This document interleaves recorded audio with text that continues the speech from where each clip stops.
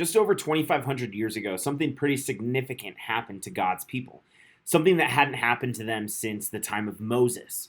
They'd been taken captive by a city called Babylon. They forced them from their homes, and they lived in exile for almost 50 years.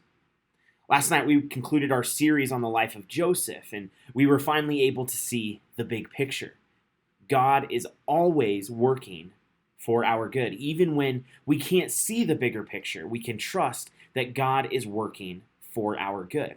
And the same was true for God's people when Babylon captured them. They knew the character and nature of God, a character and nature composed of pure goodness. They knew that restoration was in their future, that it was part of His plan. But when you're in the thick of it, when they were in the thick of it for over 50 years, it can be so hard to remind yourself of that. However, when you see that restoration unfold, or when you witness God's goodness amidst the hardship, or when you can finally see the big picture, the joy we experience is quite overwhelming. It was for God's people. Psalm 126 was a recorded psalm of praise as they were allowed to return to their homeland. And the first three verses say this: when the Lord restored our fortunes of Zion, we were like those who dreamed. Our mouths were filled with laughter, our tongues with songs of joy. And then it was said among the nations, the Lord has done great things for them.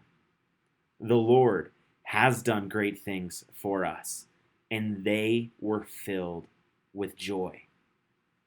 God's goodness was so overwhelming that the intensity of their joy and of their laughter was best described as something from a dream. To go from 50 years of captivity to sudden freedom, safe passage back home, and the potential to rebuild the life that they once knew was an experience so overwhelming with joy. And they thanked the Lord for all of it. Not only did they thank Him, but they called His actions great. Not just the freedom and the return home, but the 50 years of captivity. It was all great because they saw the bigger picture of it all in that moment.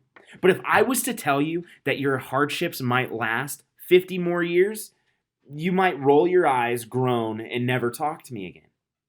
It honestly doesn't matter.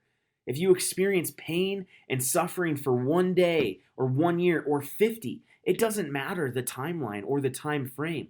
God is working through all of it for His good.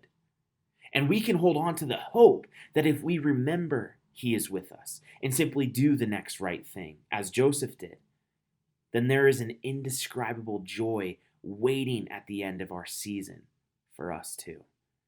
Some of you might have already experienced this joy. Some of you might have more than once. And if that's the case, then you have been blessed with past experience to look back on and remember that God was faithful then and will be faithful now.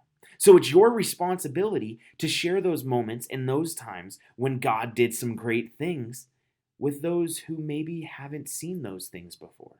Use your story to encourage and instill hope within the story of someone else.